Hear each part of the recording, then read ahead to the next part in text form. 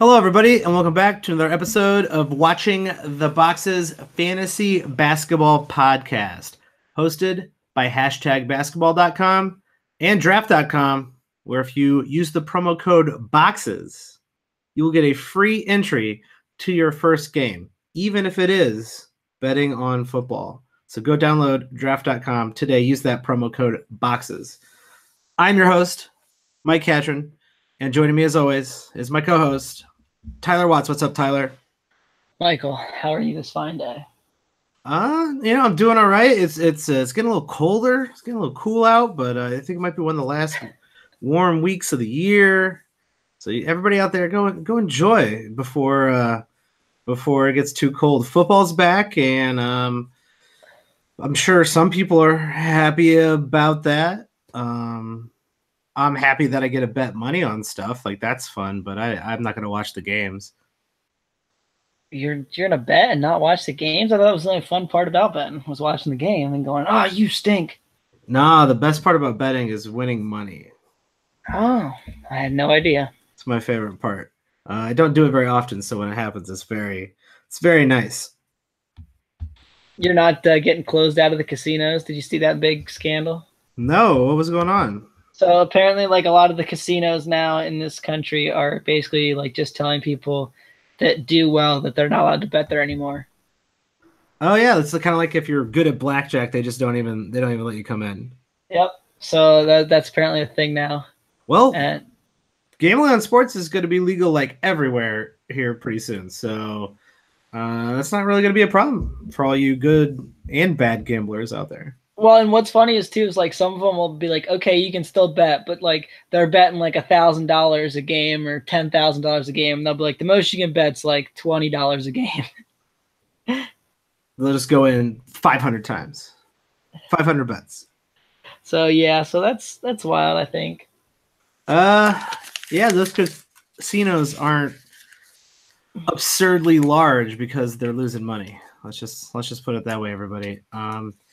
But hopefully you're doing a more long-term form of gambling in the form of fantasy basketball. And that is why everyone has tuned in here, including our Patreon subscribers. I want to give a shout out to two of our new Patreon subscribers who have, I'd say, even cooler names than Tomas and Siggy from Iceland. So no disrespect to our listeners up in Iceland. But these guys got some pretty cool. These new Patreon subscribers got some pretty cool names. One's kind of a strange name. The other one, I think they're both fake, to be honest. But they're cool names. If you want to put fake names down, that's fine with me. One of the guys who's going to join our one of our listener leagues is Neil Kitchen. Old Neil Kitchen. Does he kneel in the kitchen? Neil Kitchen. That's a great name. Old Neil Kitchen. You could have a restaurant. You could have a laundromat, and people would come in and be like, is this a restaurant? They'd be like, no, it's a laundromat. Get out of here. You could do that. Kitchen's Kitchen. That's got to be the greatest name. Neil Kitchen's Neil Kitchen. If you come up with that as I'm trademarking it, Neil. Don't steal that. Don't steal my ideas. But he has signed up and subscribed, and he is going to be joining either Tyler's Dynasty League, which I think has 1 or 2 spots left, or Mike's Redraft League, or both of those leagues. So if you're interested in subscribing to the Patreon and getting into one of our listener leagues, go out to patreon.com/watchingtheboxes, just like our next subscriber did, McQuaid Wiltshire. That's a name. McQuaid Wiltshire. Did you ask him for the pronunciation code on that so you could get it right? I mean, I'm pretty sure I got it right. I don't know, Mike. You never seem to do it any other time. It's like a celebrity name. That's like a solid. Like, that's a quarterback. Like, if the quarterback for the Jets was McQuaid Wiltshire, you'd be like, oh man, that guy's gonna be good. No, you know what that is? It's like, you ever play those NCAA football games where like it would randomly generate the names? So it wouldn't be like the actual people. That would be like the quarterback for like the Michigan Wolverines right there. Like in your 9th year, you recruited McQuaid Wiltshire, true freshman. Not even going to redshirt him because he's so damn good. I like that. I miss those NCAA days. That was the greatest game of all time. Those were good. Those were solid games. I probably to the detriment of my education, played too much of those. And also to the detriment of my education, I was doing a lot of fantasy basketball. And today, on our 30 teams in over 30 days, we have a team that is kind of basically a final contender in the East, the Boston Celtics, the allegedly and supposedly healthy Boston Celtics. Oh, I think they're finally healthy for a second here.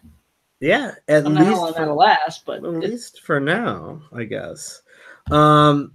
As everyone should already know, the Celtics, I mean, didn't change much, but are changing quite a bit from last year. So obviously Kyrie Irving, Gordon Hayward, they are both back and healthy, but they didn't really bring anybody in. They drafted Robert Williams. Brad Wanamaker is a person who is not a strong name as McQuaid Wiltshire, but he was picked up in free agency. No one cared. Greg Monroe out, Shane Larkin out, a couple other people you don't care about out, and they re-signed Aaron Baines and Marcus Smart and a guy named Jabari Bird, who's a real person. This is the same team, but fantasy-wise, it is completely different. So, Tyler, what is the most interesting thread going into the I almost said Chicago Bulls? Drink if you're playing at home. The Boston Celtics fantasy season next year. Well, I think it has to be their kind of small forward, shooting guard combination there. We saw Jaylen Brown and Jason Tatum both play really well last season in the absence of Gordon Hayward, who played, about 3 minutes on the court? Yeah. Tragically breaking his entire leg off. A disgusting sight. But does seem to be that he's going to be ready for opening night. Well, and we saw Paul George do a similar thing. Obviously, Paul George was with Team USA when he did his, so it was a little longer to recover. But I mean, I think Hayward will be back. I don't know how much we're going to need to ease him in or that kind of stuff. But I mean, you got to feel like he's going to play a good number of games this year, and then that's going to kind of throw off definitely what Tatum and Brown did last year. So that'll be a real interesting thing to monitor early in the season, is what these guys really are now in this new system with a few more mouths to feed, right? Yeah, we've seen this team with Kyrie, even though there was another Kyrie injury down the stretch, but we also saw Jason Tatum really take the reins of this team and take them into the playoffs, which was incredibly impressive. And to me, Jason Tatum and his place on this team with their official starting five is the most interesting thing going on this season, because Jason Tatum ended up finishing 64th overall last season in 9 cat roto leagues, but they're down the stretch where he was playing still only playing 29 to 31 minutes per game. He was headed towards really top 50 status. Pretty good across the board, and his steals started to go up as the year went on. He played 30 and a half minutes per game last season. Tyler, is Jason Tatum going to play over or under 30 and a half minutes this season? Over. Why do you think that? So, obviously we know Gordon Hayward is a stud, right? But I think this kid is something special. I think Danny Ainge, you can make fun of Danny Ainge's drafting as much as you want. I think him trading back and getting Jason Tatum was a genius move. Yeah. Talk about Donovan Mitchell all you want. Jason Tatum might end up being have the best career of any player in that draft. Yeah, he certainly could. I mean, when you have like 30 draft picks, it's kind of hard to mess them all up. And, yeah, but that was a smart move. I mean, he could have picked Tatum number one. Like, if he thought Tatum was the best player, he could have just picked Tatum number one. It was just to move back, get some extra assets, and great move. And get Tatum. Yeah, absolutely great move. And Tatum is on a trajectory at the age of 20 to be an all-star in this league and potentially long term one of the better, or maybe even an all NBA type player. That's just how good he is kind of on both sides of the court. When it comes to fantasy, he does have an interesting game, but does he have the type of game, and this might be for all you dynasty players out there, does he have the type of game where it could mature into those upper tiers? Because here, where I would consider him like in I'd consider him maybe somewhere in that top 50, top 60 still. You could say he's a top 40, top 50 player, like, oh, he's going to get better, he's going to play more minutes, and that's perfectly fine. But those lower tiers are kind of like everything from 40 to 70, very interchangeable. 40 to the 30 is like another step. 30 to 20 is a much larger step. And anything over 20 means you are drastically improving basically everywhere. Does Jason Tatum have that type of potential fantasy-wise? Oh, are you talking for this season or for his career? I'd say long-term. You know, in Jason Tatum's prime, is he a Jimmy Butler? Is he a Paul George?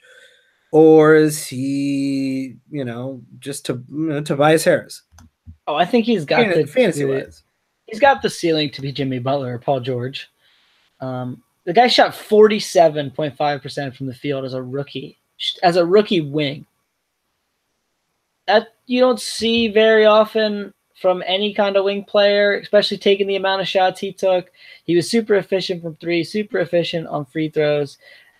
5 rebounds. The assists are another spot where, I mean, if he can get up to like 3.5 assists somehow, that'd be another big leap he could make for fantasy. Obviously, he's going to have to score a little bit more. But, I mean, he was a rookie, 19 years old, like you mentioned. I think this guy's got a really, really high ceiling, even in fantasy. This year, though, I don't know. I don't think he's going to get that much better. They're going to have to integrate Gordon Hayward. I think he's going to play big minutes, but like you said, I think he's probably in that 40 to 60 range. Like, I just don't really see a super high ceiling for him this particular season. Yeah, I'm with you in the long term. He only got to the line about 3 times per game, and I think that could go up. And once he starts working on that part of his game, that's something that happened with Jimmy Butler. Where I think he learned a lot from Dwayne Wade, who is the king of baiting people into fouling him and also baiting the ref into calling those fouls, into getting to the line more and shooting 82% from the line. Jason Tatum could see his scoring go up just simply by getting to the line twice as much. If he keeps that shooting percentage, that half a block a game, works on his steals and assists a little bit, shoots a couple more threes, you are looking at someone who is like a almost a Jimmy Butler type player. So long-term wise, this guy is the asset you probably want to be trading for, trying to get on your team. He is one of the biggest steals in an ESPN draft too. He is ranked 101st. Yeah. Like let's talk about that. Jason Tatum on Yahoo being drafted 43rd. So not getting much steal there in the Yahoo drafts, but ESPN ranked 101, right? Right. And here's the thing about Yahoo. Like, I don't even know if I'd pick him there, right? If we think he's a 40 to 60 player, like, is there any value in picking him there? Like, you're getting him at his kind of ceiling. So in Yahoo leagues, I'm probably hard avoiding as long as, your league follows the ADP. But in ESPN, I think if you can tell me I can get this guy at pick 70, pick 80, like, I'm going to jump on that. And that's still 30 to 20 spots, where he's ranked. So, yeah, I'm happy if he drops. I think he's one of those guys who, depending on who's in your league, can drop a round or two. And I'm okay with taking him in that 60 range. I think just the youth, he's got a lot of upside. And I'm okay going for that. But I'm gonna ask you a question here, Tyler. Who would you rather have with old J Tate? That's what I call him. I call him J Tate. All right. Would you rather have old J Tate or would you rather have DeMar DeRozan? I think DeRozan. DeRozan's going to score a lot more. His Well, percentages are pretty similar. For this season too. He's just a much safer bet. Like we know what we're going to get from DeMar DeRozan. Jason Tatum could take a little step back, especially in the minutes, and that's a little bit of a worry. Yeah, it's a potential. So I think the variance for Jason Tatum is interesting because we just don't know where Brad Stevens is going to go. He doesn't really. The East is worse, so he doesn't really have the need to play any of these guys more than I would say anywhere between 30 and 33 minutes. All his starters, I don't know if any starter will play 33 minutes on the Boston Celtics. They could, maybe Al Horford or something, but Brad Stevens they're gonna roll teams and they're gonna be just fine. And there's no reason to push these guys any harder than they need to be. Right. Plus, you gotta like that DeRozan's gonna get you maybe 5 assists a game. Like we talked about, that's probably one of Tatum's biggest weaknesses. Is he's like maybe. I mean, last year he didn't really assist the ball much at all. 1.6 a game. Yeah, those assists. I mean, I'm not sure he's going to have the chance to get those assists up with Hayward and Kyrie Irving out on the floor. But he does get those counting stats. He does get that almost a block a game, definitely over a half a block, and then a little around a steal a game. 1 and 1.5 from threes. DeMar DeRozan, not a counting stats type of guy when it comes to those defensive stats. Well, the block, sure. DeRozan was almost a steal a game last year, so. I mean, we're splitting hairs, right? Like we're talking literally like maybe 1 or 2 tenths better for Jason Tatum. But the blocks I'll give you, right? There's a big gap there of probably like half to 0.6. That's true. And like we said, these guys who are in the 40 on down range, a couple percentages here, a couple 0.3 less steals, and those rankings really change. All these guys are really kind of interchangeable. This is when you're building your team around your best players. So you go DeMar DeRozan over Jason Tatum. I don't know why anybody would complain too awful much. I got another player for you. Jason Tatum or Gordon Hayward. Now that's where things get interesting, right? So Hayward is a player we thought we knew going into last season, right? He had continually gotten a little better and a little better and a little better in Utah. And then he went to Boston and we were expecting big things. And I mean, you can remember last offseason, we were thinking, is Tatum even going to play that much, right? They have Jaylen Brown who's going to get minutes. Gordon Hayward, you had to figure was going to get like 35 minutes a game. And so like what slice of pie was even there for a rookie Jason Tatum? And now Jason Tatum played really good, right? And we saw 5 whole minutes of Gordon Hayward, and now maybe we're not so sure what we're going to get from Gordon Hayward either. I'll say this. Kyrie's gotten hurt each of the last 3 years. So to say that Gordon Hayward's going to take like this massive drop-off, okay, he might be eased back in. He might not play every game. He might sit some back-to-backs. But I think Gordon Hayward's going to get a chance to kind of have the keys to this offensive points. And I mean, I just think Gordon Hayward's a really, really good player, and I think we saw Paul George come back from a very similar injury, so I'm not super worried about that injury once he gets fully back up to steam.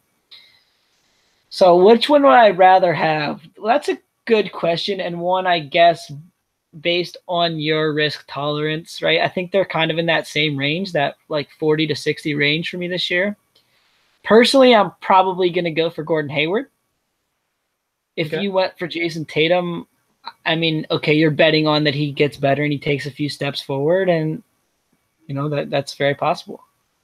Yeah, I'm not sure there's a hard lean either way from me. I think I would probably go with Gordon Hayward. The scoring is going to be more, like you said, there is a potential that they have to turn the ball over to him as a facilitator if Kyrie goes out. I don't really play too much of the if someone's going to get injured on this team, but it's an intrinsic value that you can keep in the back of your head. And you said it yourself, right? Like if we're going to have a secondary playmaker, is it going to be Tatum or is it going to be Hayward? It's probably going to be Hayward. Yeah, so I mean there's some extra value of him over Jason Tatum right there for sure. Yeah, when you his I guess trajectory over when he was in Utah. He's now 28.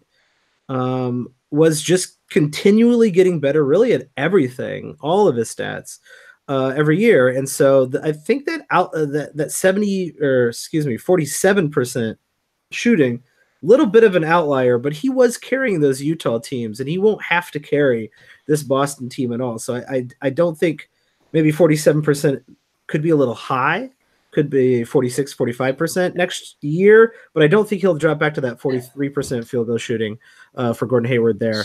I'm fairly confident that he'll produce something similar. I'd like to say about that percentage. Say what you want about Brad Stevens. It seems that players, especially ones with the ball in their hand, at least on a semi-regular basis in Brad Stevens' offense, their field goal percentage goes up. Now, we don't have a whole lot of seasons behind that, but look at Isaiah Thomas, right? He had the best season of his life playing for Brad Stevens. Kyrie, 47% the year before in Cleveland, went up to 49 in his first year in Boston. Yeah, I think something about that offense, they seem to shoot well. So, okay, he's a 44% for his career, and I would probably bank on that more too, right? That he's going to be like 44, 45. But if he shot 47 or 48, I don't know that I'd be like stunned. Yeah, it's just the way they share the ball in Boston, the offensive schemes that allow them to get open shots and to usually make the right pass in that system. I would probably go Gordon Hayward over Jason Tatum. I think they want to probably get Gordon Hayward back in the swing of things. He might have a slow start, so he might be a guy you want to target at the beginning. Maybe you don't want to spend a high draft pick on him, and he kind of has a slow start. Maybe you can target him for a trade early in the season. But I think where people are drafting Gordon Hayward, and let's go check that out. Gordon Hayward seems to be Yahoo 48th, so actually after Jason Tatum in ADP. I'd much rather pick Gordon Hayward at 50 than Jason Tatum at 50.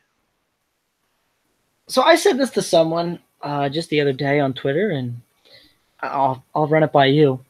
Where are you starting to think about Gordon Hayward in your draft, right? Like a couple years ago, right, we were looking at Gordon Hayward as kind of a second, third round pick type, and now I'm kind of more looking at him like in the 40-50 range, and I kind of want to get him after pick 50, which I understand he's not really going there. He's 40 on ESPN and 48 on Yahoo. I think that the injury made put a little bit of risk in there, and no one's really seeming to notice that, right? That they're still picking him in that 30 to 40 range that they were picking him right before he got injured.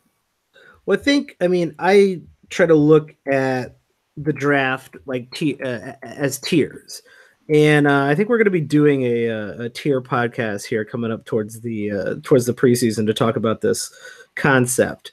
But Gordon Hayward, I think a lot of people were pegging him as one of those guys who could start entering the conversation with guys who are often drafted in the fourth, third round. So you look at guys like Klay Thompson, Bradley Beal. They're often being drafted in the end of the second round, beginning of the third round, middle of the third round.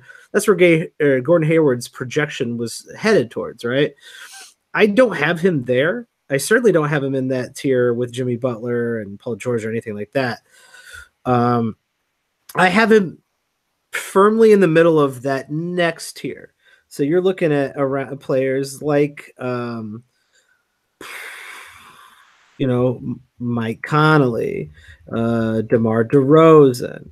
Right, which is right there, right, basically, right where everyone is drafting him, right, in that kind of 40 to 50 range. Right in that 40-some range, because I think he is just better than, your guys who are in that next tier, which would be like Robert Covington, Josh Richardson, Lauri Markkanen. He is better than those players, and I think he will produce better than those players.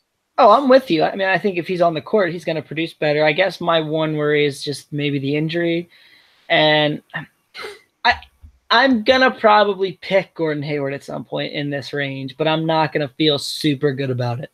How's that sound? I think he's a late fourth.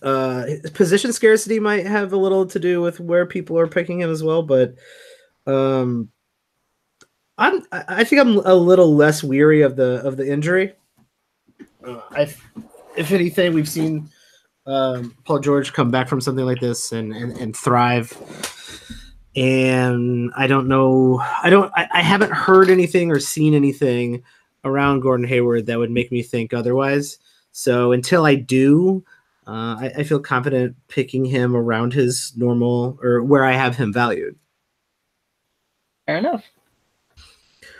That takes care of, I think, the two out of the three main fantasy guys on this team. So let's go to the top and let's talk about the guy who's probably ranked better than everybody on this team, and that's Kyrie Irving.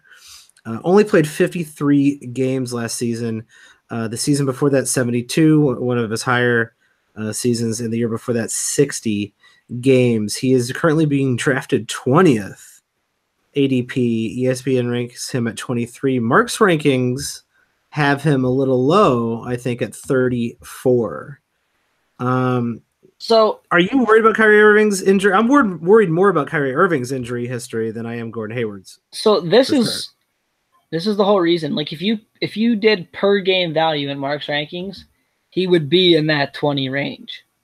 Yeah, I'm gonna go to per game here for Mark's rankings. He is 13th per game. Right? But he only has him playing 60 games. And to say that he plays more than that is a bet on not past nuts what has happened in the past, right? He had one season where he played 72, and if you remember in that season he got hurt in the playoffs for Cleveland. Yep. And he got hurt last year in the playoffs. Yep. And he only played 60 games. Man, I think I don't want him in my second round. Like he's going as a second round pick in both ESPN and Yahoo leagues. I just really don't want that, right? If I'm in a 10-team league and I can snag him in the third round in ESPN, I'm probably feel a little better about that. Like, he's really good when he's out there. In a shallow league, like a 10 or 12-team league, I'm not going to feel terrible about picking him because I feel like there's going to be some good value on the waiver wire. But, like, if I'm in a 14, 16, 20-team league and I got to pick this guy as my second-round pick, I just don't think I can pull the trigger, man. I'll find somebody where I feel a little bit better about their health. Because if I got to miss 22 games of Kyrie Irving, and I got to fill it with, I don't know, whoever's playing 20 minutes a game backup point guard for any team, man, that's going to hurt. It's going to be a big hurt, big hit in my standings. So in a deeper league, I definitely want him in the third round for sure. Yeah, he has that second tier pedigree. He is an elite point guard in fantasy, and that those per game statistics really show that. He's a top 15 player when it comes to per game.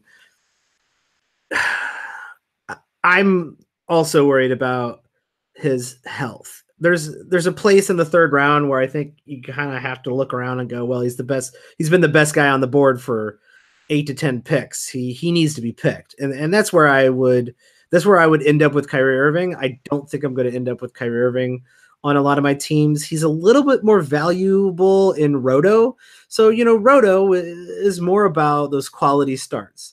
And so per game, Kyrie Irving is going to give you a lot of quality starts.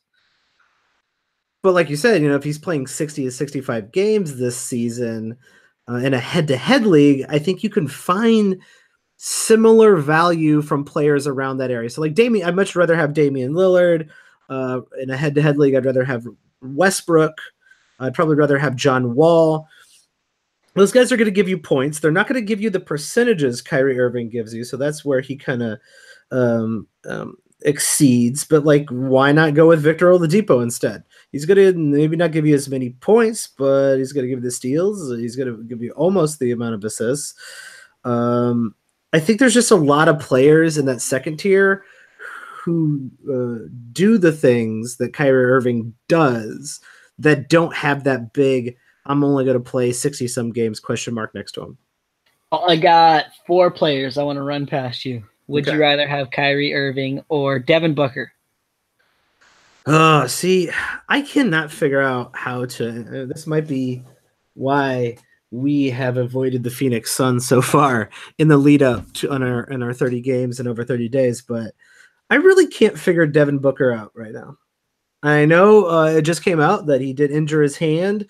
It says out indefinitely, and I would just have to go and say it sounds like he's going to miss maybe the first week. It didn't sound like a super serious injury, but you got to wonder. Was it a shooting hand? Do you know if that's what it was? It was his left hand, I believe. That's his shooting hand, isn't it? No, I believe so. And so I'm a little worried about that shooting hand injury. Let me make sure that's there. But it doesn't sound like it's going to be a long-term type of thing. It's only 6 weeks, so he'll miss maybe the first couple games of the it was his right regular hand. season. And Why do I think Devin Booker's a left-handed shooter? I don't know. Anyway, it was his right hand. You're right. And also, it's a shooting hand because apparently shoots with his right hand. Who am I thinking of who shoots with his left hand? I was going to say he's a right hand. What you're smoking, but okay. So here's what I'll say about this, and maybe this will help you cut to the chase. Okay, looking at their stats, they're very similar, right? They're both going to score like 24, 25 points a game. Okay, neither one of them is going to block a ton of shots, right? They're both going to get like pretty close to a steal a game.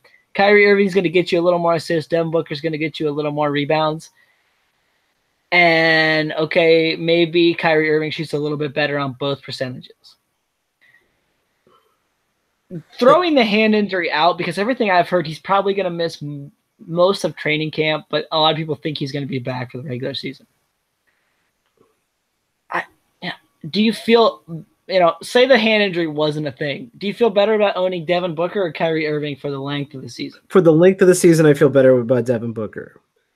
He's an almost Kyrie Irving, and in a head-to-head league, he's probably giving you about 70 to 80% of what Kyrie Irving is doing. I would say he's even giving you more than that. I mean, other than the percent, like the field goal percentage, I mean, they're both excellent free throw shooters, right? The only real difference is you get about, and Booker might even up those assists this year too. Like Booker might get to Kyrie Irving level assists, especially if he's basically the starting point guard on that Suns team. Because the Suns don't have a point guard right now. That's true. They do not have a point guard. And they got tons of wings, right? So if he's the starting point guard on the Suns, could he get 5 assists a game? Like, I don't think that's crazy. Well, maybe I have Devin Booker a little too low in my rankings then, because if he's 90% of what Kyrie Irving is, then he should definitely be taken a lot closer to those second tier players than I currently have him. Yeah, so give me. I wouldn't mind taking Devin Booker. I feel safer with Devin Booker. Yeah, I'm not taking Devin Booker 14th overall. Oh no, 15th overall. But this is my point and why I don't think I'm gonna own Kyrie Irving, is because okay, here's another one. Chris Middleton. Would you have Chris Middleton or Kyrie Irving? Well, that's not fair. I love Chris Middleton, so I'm taking Chris Middleton. Yeah. Would you rather have Donovan Mitchell or Kyrie Irving? Probably Donovan Mitchell. Right. So there you go. Like that alone right there, like those kind of guys, they're in the second round probably, but you know what I mean? Like that's starting to get in near the third round territory. Like I just don't feel good about owning Kyrie this year. Really, he's going to be great when he plays. If he plays 80 games or 75 games, sure, you're going to get a real good value. But I just, if he's my second round pick, man, I just feel so much better about so many other good young guards. I'm with you there. Kyrie Irving, I guess that's like one of our first stayaways. We've had a few over the last handful of teams, but that's the first consensus stay away, I think. And so here's what I'm saying too. Like I think some people get this crazy idea, ooh, this is on my do not draft list. No, man, if Kyrie's sitting there at pick 30. I don't have a do not draft list. Right. A lot of people do that or ask who's you're definitely not draft list. Right. And the answer is nobody. So I mean, if he's there at pick 30, I'm gonna be really thinking about him. I'm gonna be like, man, look at those stats. They look so good. Man, if he just can stay healthy and play 75 games, I'm gonna be pumped. Yeah, sure, I'll take Kyrie. If I get Kyrie and Dame Lillard, all right, well, if Kyrie goes down, I have Damian Lillard. Great. Right, but I mean, I see people like Yahoo ADP. He had a high pick of like 10 when I looked. Like Kyrie Irving is your first round pick, man. Like that just seems a little bit crazy to me. Nah, 20 also feels high. That's what I mean. It's like you can have him, even 23 on ESPN. Like you can have him at that spot, man. I'll take Devin Booker. Would you take Drew Holiday? Similar kind of situation. I mean, I would. I feel pretty good about Drew Holiday's health. Like he had that scare there a couple years ago, but the last couple years he's been really healthy. He gives you more assists. He gives you better steals. Sure, Irving's going to score more, and if you really think you're going to need points for later in your draft, but like better assists, better rebounds, better steals. Hey, give me Drew Holiday. There you go. Let's talk about Al Horford. Often overlooked, often disrespected. Always a great fantasy player, just very underrated. He surprisingly, ESPN's got him at 43. I say, could he possibly be overrated for the first time? Him and DeRozan, the two guys who are always underrated, may have finally gotten rated or maybe even overrated a little bit. Maybe not always underrated, because like 4 years ago he was like a top tier and everybody kind of knew it, and then he kind of fell off and everybody just thinks he's done, but like he does a little bit of everything. He doesn't do anything sexy, right? He's got good percentages and he scores 15 points. He does one thing sexy, I would say. That exciting. Those 5 assists for a big man are pretty sexy. Yeah, if you think he is going to continue up with that 5 assists, which I assume he'll hover around there, and that's what we do like from our big men. That used to be like, now that everybody's hitting threes, assists used to be like oh my god, that Joakim Noah gets 6 assists a game. This is crazy. And now it's like, okay, everybody hits threes. Assists is still like, if you get 4 or 5 assists a game, you're still like a unique type of player. Him and Marcus Sol, I feel like, are always in this kind of middle of the draft center that people aren't too excited about but should be drafting. Here's another thing I'll say, and this maybe goes back to our Gordon Hayward talk. If you ask me, like, who are 5 players who could jump up to that 5 assists a game category, Gordon Hayward would probably be in that 5. Yeah. You know what I mean? Like, this offense, we see a lot of guys get assists because, like you said, they move the ball a ton. He was always a decent assist player, like 3.5 assists in Utah. Would it be shocking to see him jump up to 5 assists a game in the Celtics offense? Like, that wouldn't be crazy, and that would be a big boost to his value. No, that would not be crazy at all. So there's something to think about. I mean, I'm not banking on that. It's not in my 80% of the outcomes, but it is in my 10 or 15 or 20% of the outcomes. Yeah, it's probably on the higher part of that bell curve, but Gordon Hayward certainly is possible for him.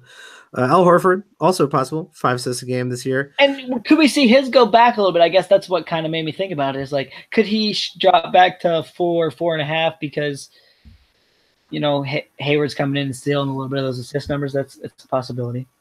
Yeah. I'm not worried about Al Horford's assists, because I feel like Al Horford gets his, right? Like, they're not Kyrie Irving is doing most of the work on that team, and Al Horford is just always in the right place at the right time, is always making the right pass. So can you look something up for me real quick? Yeah. I'm sure you might have this up. Where did he finish in like per game totals last year? Or maybe you want to do the full season. It doesn't really matter if you do totals or per game. Yeah. Al Horford? Yeah. So this is actually kind of interesting. His ADP on Yahoo is 43. His ESPN ranked is 43. And last year per game, he was ranked 43. So that's crazy. And I think that was my point in having you look that up, was his stat line looks good from last year. I don't really see it changing much or getting any better, really. I think it is what it is. 32 minutes a game, 13 points, a little over 3, 7 rebounds, almost 5 assists, half a steal, about a block. He did shoot 48, about 49%. And I think there is room for that 78% free throw percentage to go a little bit back up to around 80, where he's a little bit more But look, known the for it. attempts are so minimal there that it's like, what is Yeah, that? he's barely shoots. Like 2/10 a game maybe on the points. Like, Yeah, he doesn't even shoot 2 free throws a game. Like, that's crazy. So I think he just kind of is what he is, and I think that ESPN and Yahoo kind of took some value out of that. Like, he's rated. You said he was always underrated. I think this year he is rated. He is exactly rated where he should be. How does that sound? Well, he was underrated last year. I think he was underrated. He's been underrated for a bit, even though I think he was finishing in the top 15, top 10 there in Atlanta. And that's when everybody was on him. And then once he went to Boston, everybody kind of like gave up on him. And I agree with you. I think he's properly rated. I think taking him in that around that fifth round, fourth, fifth round, if he's still available. I'd probably rather have Kevin Love. Oh, Kevin Love. I can't wait to talk about the Cavs for that, but we'll get there when we get there. Yeah, probably rating your Celtics. Let's hear your Celtics rundown. My Celtics rundown. Yep. The 4 definitely top drafted players on the Celtics. Still got Kyrie number 1. I'm with you. Even though, so that's what I'm saying. Like, he's not undraftable. He's my top ranked Celtic. I'm going to go with Gordon Hayward 2nd. I'm with you. Then I'm going Horford and then Tatum. Yeah. I think I'm going to go Horford. Yeah. I'm going to go Horford and Tatum. And that is because of position scarcity. I think there's a world where Tatum finishes over Horford. Let me ask you this. So those are our 4 top Boston Celtics. Are any of the other Boston Celtics relevant in a standard league? Oh, for sure. Marcus Smart alone is relevant because he's going to get you like a steal and a half a game. And let me rephrase it. Are any of them draftable? Oh, I think that alone makes Marcus Smart draftable with the other defensive stats. Now, in a roto league, maybe not. Like in a roto league, I'm probably not going to pick him because he's a terrible field goal percentage. Yeah, he's undraftable in a roto league. But in a head-to-head league, I mean, look at the stat line. Okay, let's say you're punting the percentages. Okay, you get 1.4 threes, 3.5 rebounds, 4.8 assists, a steal and a half, and 0.4 blocks. Like those numbers alone right there make him draftable, right? Like 5 assists, a steal and a half, and 4 rebounds. That's worth owning right there. As one of your last couple picks. Yeah, I guess if you're saying, well, my punt build fits real perfect here, I guess Marcus Smart, based on these percentages, since I'm punting percentages, that kind of weird stats from the guard position is pretty nice. They did re-sign him to play basically the same role he played last year. Jaylen Brown's a little bit similar if you're punting free throw. Jaylen Brown is a tough guy for me to peg this year because I think Tatum kind of interesting. I think Tatum they want to play Tatum, right? They think he's the future, and I mean we saw that he's better than Jaylen Brown last year, I think, and so then they got Hayward in there, and now Tatum, and Jaylen Brown's going to get minutes. Like, don't get me wrong. He's going to play like 28 to 30 minutes a game still. They don't have a hugely deep bench this year. But I'm worried about him as far as like the standard league conversation. Like in Mark's ranks, he comes out 129th. In ESPN, he's 108. And in Yahoo, he's 90. I would not be picking him at 90. I would probably not even be picking him at 108. Like I don't think I'm drafting him. Right.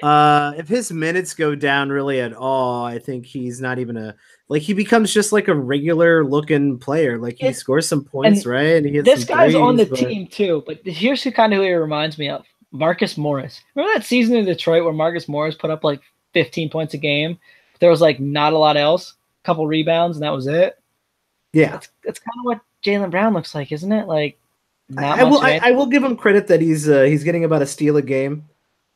But yeah, like fantasy wise, he can hit some threes and get some points, but I feel like you can find that on the waiver wire pretty much all over the place. Yeah, so I'm out on that one. Yeah, I'm not drafting him. I think he's a really good candidate if you're in auction drafts to throw him out there for $1 and Well, see if anybody bites, because I know that's not Tyler's style. Like Tyler always is worried about getting stuck with that dollar guy. But like Jaylen Brown for $1, all right, I'll just drop him after the league starts or whatever, or I'll find somebody who wants him if Jaylen Brown plays like 3 good games. If they're like easing Gordon well, Hayward and back into the league. the team that needs points is going to want him, right? Like his 14 and a half, 15 points. Like if he's actually averaging that, or even 14 a game, you know what I mean? Like someone's going to want that, because there's a lot of guys late in that draft. Like, I mean, look at Kyle Anderson. What's he going to score? Like 10? I mean, he's going to be worth it to own, but he's, you know what I mean? Like that 5 points or 4 points is a big advantage game by game. Somebody's going to happen to have accidentally drafted a couple of those across the board guys who are only scoring like 12, 13 points a game, and then they're going to Nick Batum. Crap. I did it again. And then Jaylen Brown will be interesting to them. So if you don't want Jaylen Brown, throw him out there for $1. And if you get him for $1, oh well. Just don't throw him out too early. You want that team to be settling in like, ooh, I need some points. I disagree. I like throwing him out early and getting that money off the board. But we're going to talk about our auction strategies in a future. I'm throwing out big names like Kyrie Irving that I don't want to get the money off the board early.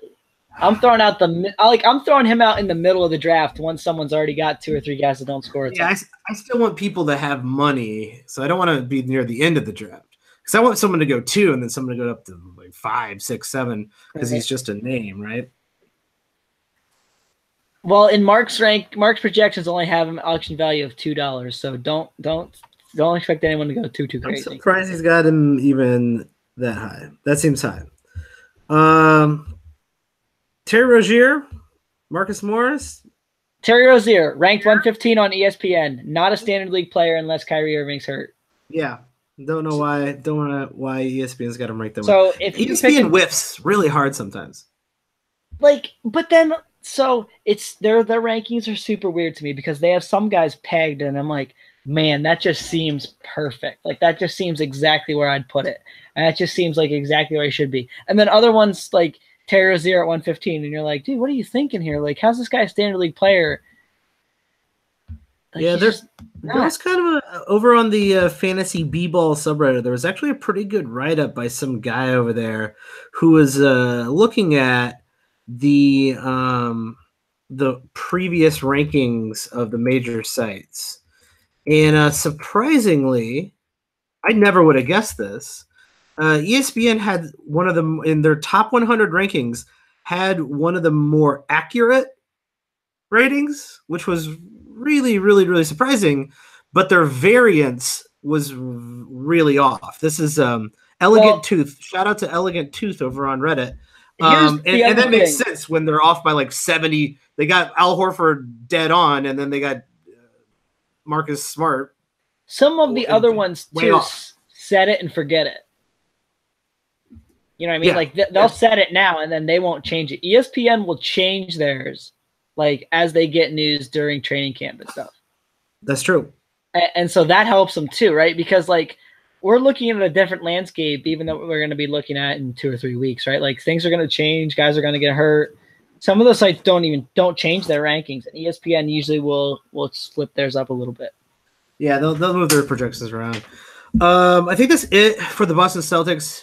Guys out there, if you like what you're listening to, do us a favor, rate and review us, tell a friend, or even better yet, subscribe to our Patreon, where you'll be getting exclusive content. We're going to be putting up some podcasts that are only for our Patreon subscribers to help you get ready for your fantasy draft. We'll also be interacting with our Patreon subscribers to answer some of their questions. And you can also get entry. I think there's maybe 1 spot, maybe 2 spots left to Tyler's Dynasty League or my redraft league, where there's like a ton of spots left in the redraft league. So nobody's interested. Everybody wants in that Dynasty League. So subscribe now, patreon.com/watchingtheboxes. You can find me on Twitter at watchtheboxes. And Tyler, where can they find you? At Tyler P. Watts. Hit us up with your feedback for the show and other stuff you want to hear leading into the season. And we'll see you next time. Thanks, everybody.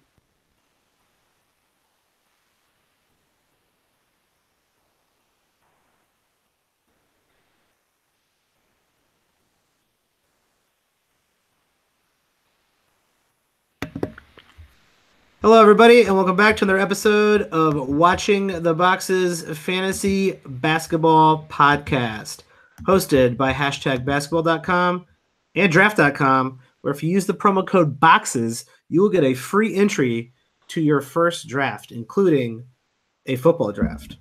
I am your host, Mike Catron, and joining me as always is my co-host, Tyler Watts. What's up, Tyler? This is going to be the shortest show in our history. I can feel it. All right. I think we could do it. I think we can make this the shortest show ever. It's going to align. You know what it's going to do? It's going to align with the amount of games I'm going to watch this team play. Oh, that's cold-hearted, Mike. Cold-hearted. Yeah. I will spend more time talking about the Brooklyn Nets on this show than I will in minutes watching them play this year. Oh, man. Poor Brooklyn. I promise you that. I'm not even going to ask you what the most interesting thing is about this team. We're just going to shit all over the Nets this whole entire podcast. I'm instead going to ask you, who is the best fantasy player on this team? You got to hit me where it hurts already, don't you? It's a really tough question.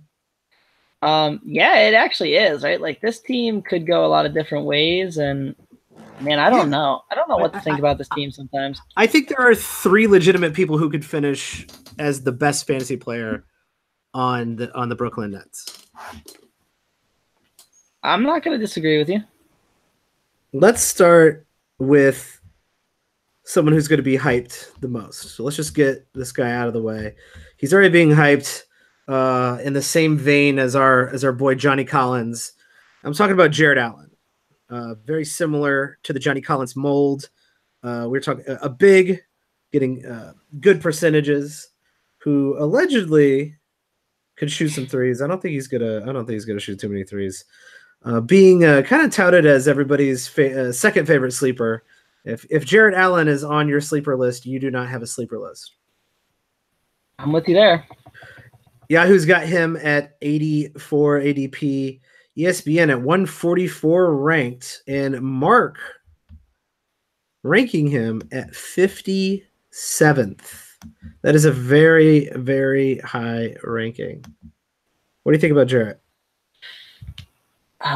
So he's a really efficient field goal and free throw shooter, so you got to love that, right? He's not going to really shoot any threes, so we talk about that. It's a kind of a detriment. Good rebounder, good blocks, decent steals, okay points. Man, do you really see – maybe in Roto he is going to be 57th, right? Like, I could see that. But in head-to-head, like, I don't even know that he sniffs that ranking. Like, what about that stat line screams like he's a top 60 player? Yeah, other than the percentages. What do you – if you're a punt percentages guy, what are you excited about here? Nothing. And that's what I mean. So, like, for me, like, I don't – okay, I might own this guy because, like, ESPN's rank is 144, right? If I can have him with my last pick, like, sure.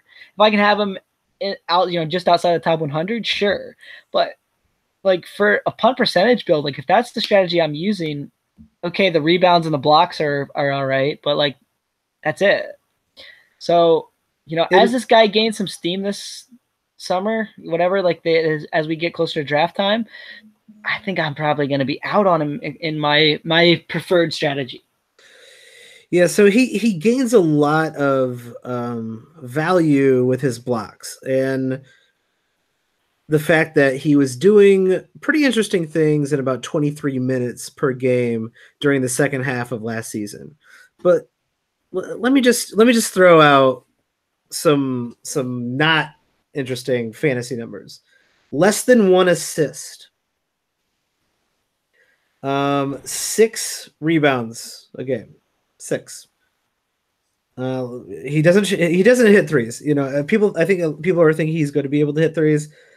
I'll believe it when I see it. I guess he's going to try to shoot more threes. He was hitting some threes this summer league or whatever. But I'll believe when I see it. Less than 10 points a game. So you bump those minutes up, right? And everybody's going to go, oh, this guy's going to be like incredible once he starts playing 10 more minutes a game, right? Well, like the blocks are probably going to be pretty good. And the field goal percentage is probably going to be above 60.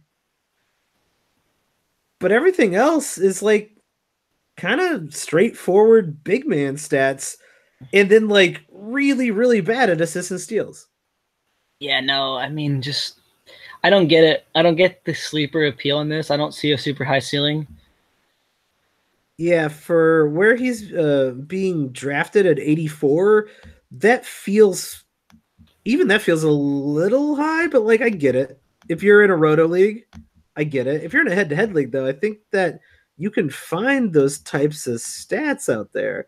Approaching, 9-10 rebounds is really nice, but like, who would you rather have, Steven Adams or Jared Allen? Steven Adams, by far. Who would you rather have, Jonas Valanciunas or Jared Valanciunas. Allen? All right, great. Who would you rather have, Al Farouk Aminu or Jared Allen?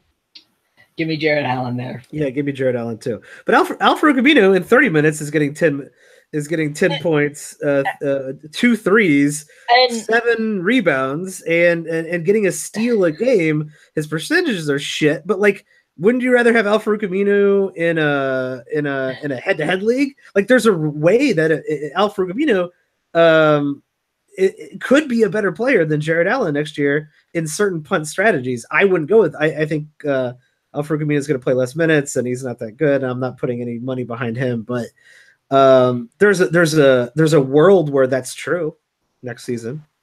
Oh, I'm with you there. Here's what I'll say, and this is maybe kind of where I'll close on this.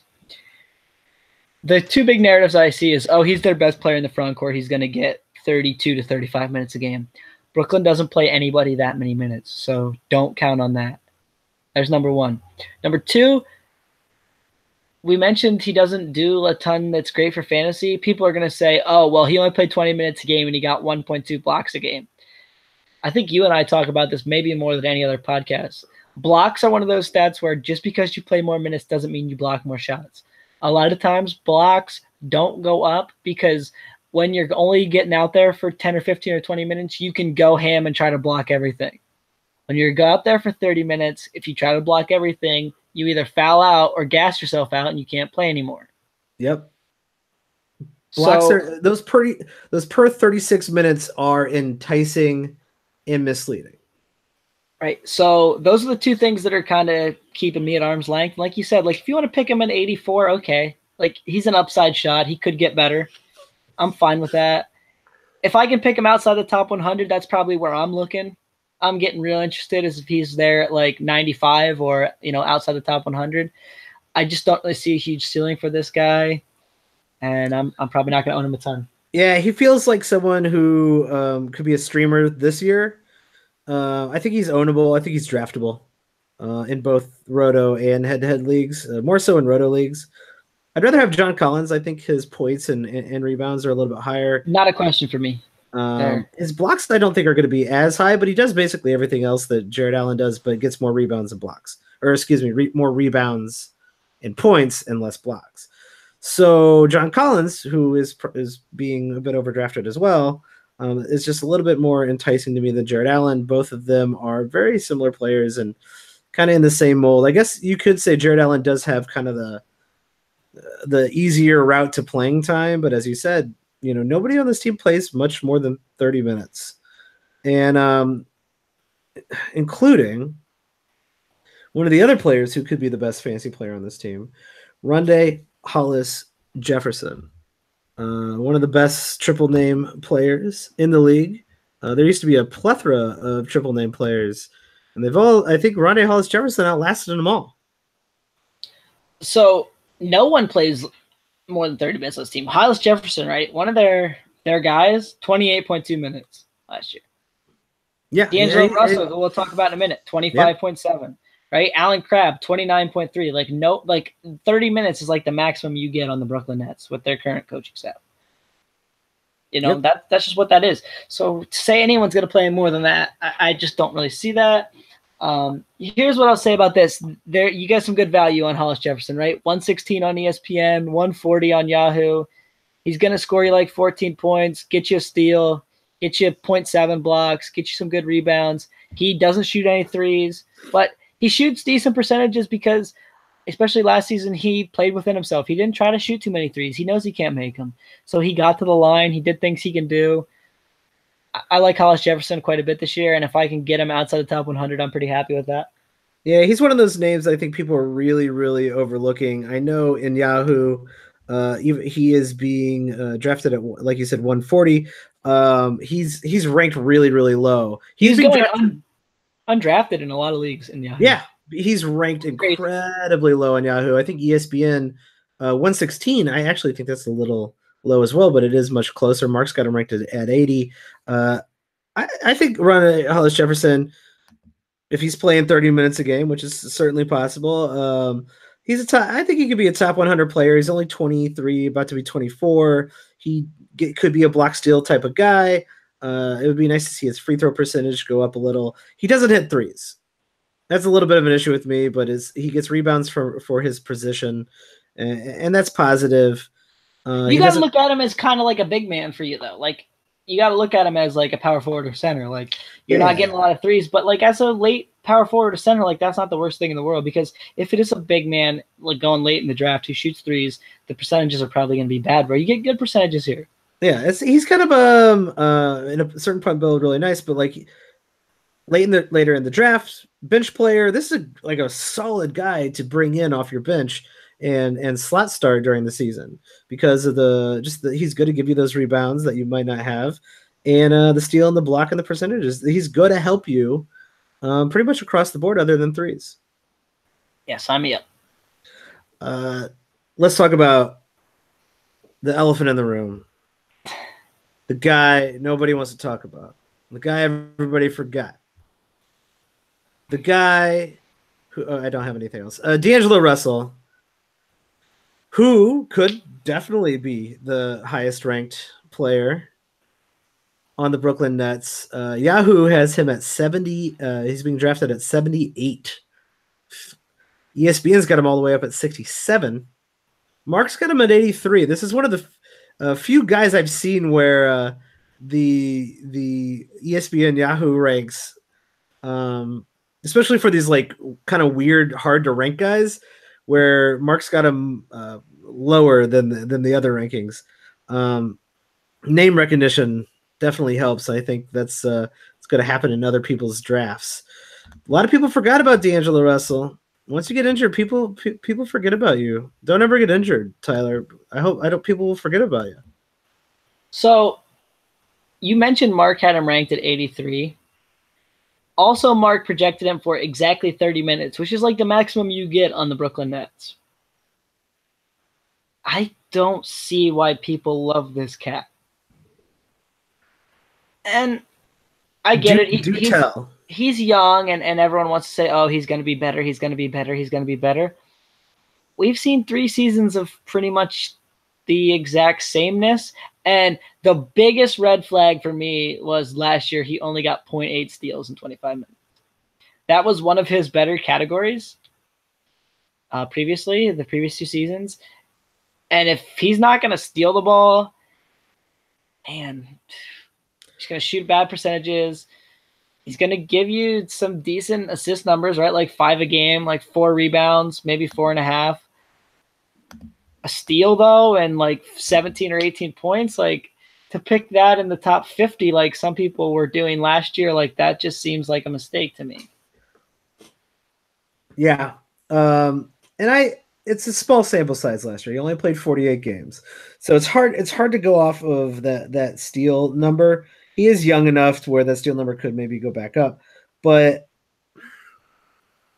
those margins are small. And where you can go from a relevant player to a not relevant player. If you're punting turnovers and the percentages, D'Angelo Russell is a lot more attractive, you know. If you don't care about that stuff, he's a starting point guard. He's going to play around 30 minutes. He's going to get you some assists and some points and a half a block a game. Cool. That's still like a bottom half player, and that's punting 3 categories. And we didn't mention the fact that he's played 63 and 48 games last 2 seasons. Yeah. And that's kind of a scary trend for him in the sense that I don't know that I feel good about him playing like 70 games this year at all. So now he's kind of in that Kyrie Irving class we talked about in the last episode. Yeah.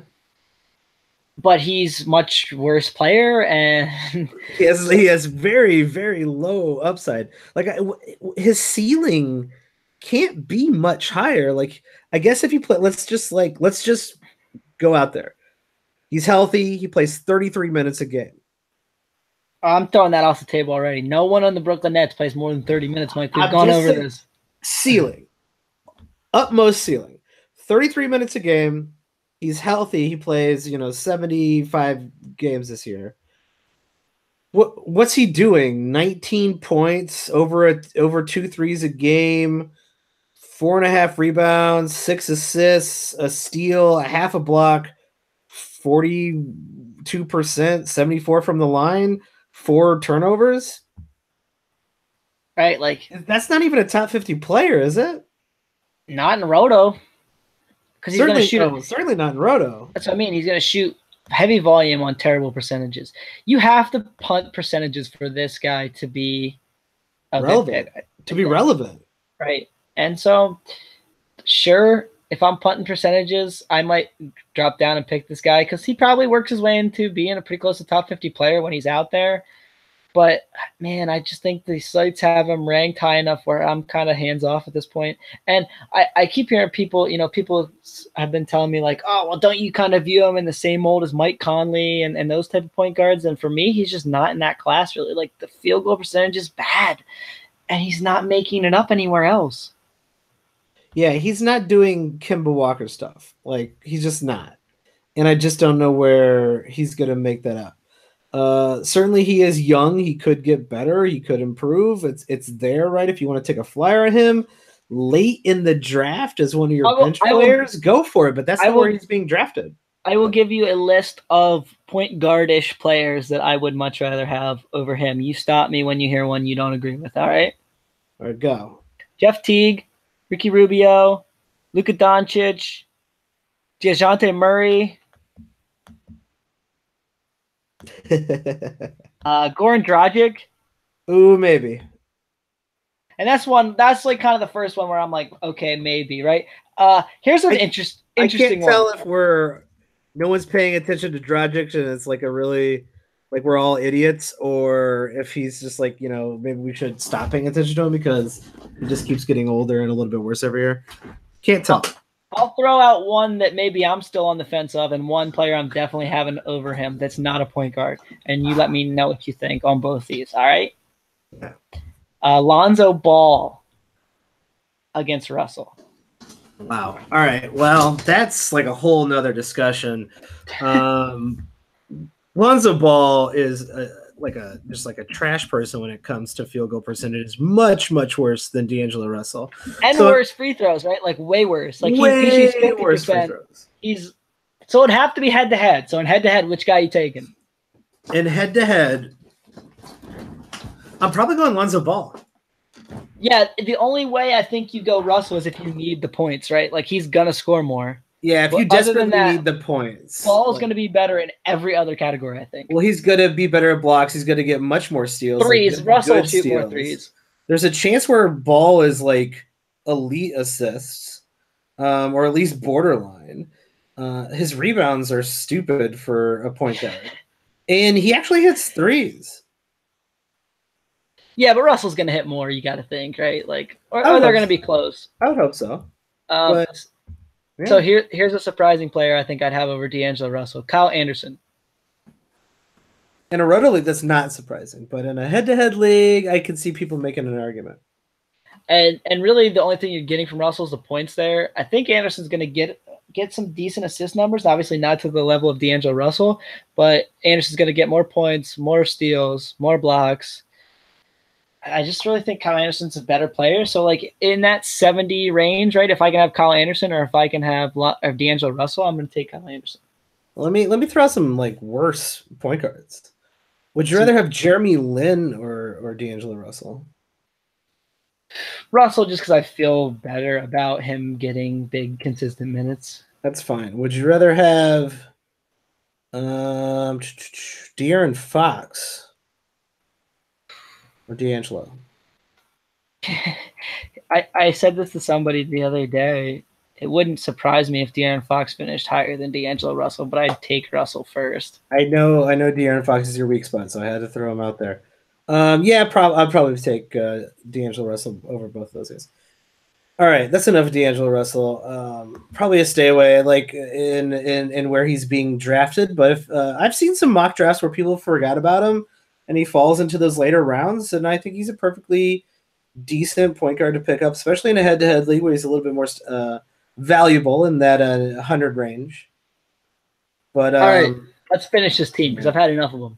All right, let's knock him out. Alan Crabb. No. Let's just look at it this way. All the rest of the guys are guards.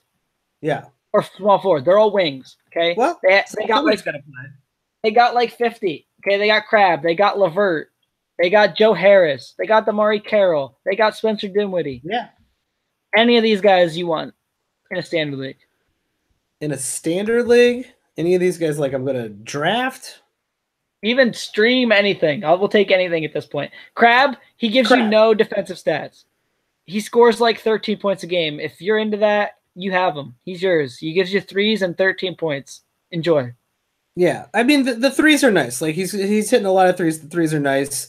That's a streamable guy for sure. I'm not drafting him. I don't think. Damari Carroll is going to give you more rebounds. I guess he's super hit or miss. He always has been. If you're punting percentages, okay, cool. Damari Carroll's a little bit more valuable to you. I can see you picking him up in a head-to-head league in the late rounds, but am I excited about any of these guys? No. Karis LeVert seems to be going higher than I think he should. Am I missing something with Karis LeVert? Oh, the nice, 4 rebounds, 4 assists, 1.2 steals, 12 points. I mean, those categories sound nice, right? But they come on 43% shooting, 71%. What's he doing that Evan Fournier isn't doing? Well, that's my point, right? Is like, if this is your last pick, like, I don't think there's a ton of upside there because he's not going to play a ton of minutes because they have 50 bodies. But, I mean, he's boosting a little bit in rebounds and assists and steals and points. Like, it's okay. It's fine. But it's nothing. It's more of a streamable player than anything to me. Yeah, I guess the thing here is like Crabb or LeVert are young enough to get better, and guys like Bazemore and Fournier are not. So, like, if you need someone in that mold, you might as well take the young guys over the old guys. And this was the puzzling one to me. Joe Harris, who has an ADP of 139 on Yahoo. What? I couldn't figure it out. Joe Harris. I almost didn't put him on here until I saw his Yahoo ADP of 139. He played 25 minutes a game last year, and he's a great three-point shooter. Like, he's going to shoot probably over 40% from three this year. They don't have very good wings, so, maybe there's a world where Joe Harris does play extended minutes. I don't know. Nothing there for me. And Spencer Dinwiddie, I mean, if Kenneth Faried's on this team, Jared Dudley's on this team. Kenneth Faried gets rebounds. If you need rebounds and if he's playing, maybe. Yeah, I'm kind of interested to see how they use Kenneth Faried. But for Kenneth Faried, even back in the day when he was a standard league player, right? He doesn't block any shots. He doesn't steal the ball. He gives you no defensive stats. He's a rebounds and points guy, which is why uneducated fantasy people like him, right? He gives you the good volume and the two biggest stats. Yeah, he gives you the fun stats, but nothing interesting. Yeah, all these guys are scrub bench players or streaming players, which is nice to know and nice to have. If you're in deeper leagues, definitely target them at that range. I would say this: 120 to 140 range. Right, of all those guys, give me LeVert. He's younger. He's got a little more upside. He's shown to be able to do stuff in at least 3 or 4 categories instead of 1 or 2. Yeah, he looks competent at the NBA level. Right, so give me that and just hope that he wins the battle, or when some of these other guys get off the team, whether that's through injury or trade or whatever, and he gets a little bit more run and he's better. I'm not betting on that, though. I mean, would you bet on Spencer Dinwiddie being the starting point guard once D'Angelo Russell goes out at some point this season? I will bet on Spencer Dinwiddie being standard league relevant at some point this season, yes. Will I draft him in a deeper league? Maybe, but not in a standard league. Plus, here's the bad part. ESPN and Yahoo took all the value because he's ranked 132 and 141. So he's basically a standard league player who's not a standard league player. Yeah, that's no good. He's definitely a guy who If you draft him, you're probably going to drop him because he's just not going to impress you like he did last year. Right. If D'Angelo Russell goes down in the preseason, I might draft him. Yeah. I think I'm with you there. Yeah, let's just call it. The Nets, they're done. They're dead to us. If you guys are enjoying what we're doing, our 30 games in over 30 days, check out our Patreon, patreon.com/watchingtheboxes. We are going to have exclusive content for our subscribers out there. We want to thank everybody who is already subscribing. You're all very cool people. And leave us feedback. You can find me on Twitter at WatchTheBoxes. You can find Tyler at Tyler P. Watts, WATTS. And hey, leave us feedback and review the podcast. That really helps the show out as well. We'll be back with another team very soon. Thanks for listening, everybody. Have a good one. Let's cut it. You done? Yeah, let's cut it. It's all right, cool. 12:30. All right, man. Cool. We did good. Yeah, we knocked those out, and that was positive. I thought those went really well. Brooklyn, and then okay, cool. Yeah, all right. We got just a handful more. We can get those done. I got a hold of Kyle. He says he can come on next week, Monday, Tuesday, or Wednesday. Does any of those days work better for you? No preference. All right, cool. I'll set up a day and a time, and I'll let you know. And I don't know if you just want to like shoot the shit, or you want to talk about like draft prep, or I'm sure. It makes sense to talk about his projections. Right, I would send him some sort of topic. Yeah, like anything you want to talk about, and he'll ramp about shit, and he'll say a bunch of crazy stuff. So yeah, I'm not worried about like having content. I just want to make sure like if we come with a theme, it makes sense that we're all kind of semi-prepared to talk about. Right. I don't know if we're talking about like auction drafts or if we want to talk about draft prep, or we should probably talk about his ranking. You can also do this too. Like just freaking like, give him a list of like 3 or 4 ideas and be like, which of these would you like to center it on? Yeah, that's a good idea. You know what I mean? And I'm sure he'll be like, oh, cool. I love these. I'll talk about this, or like something he's maybe more into than less into. Yeah, I listened to him and Josh talk about their rankings.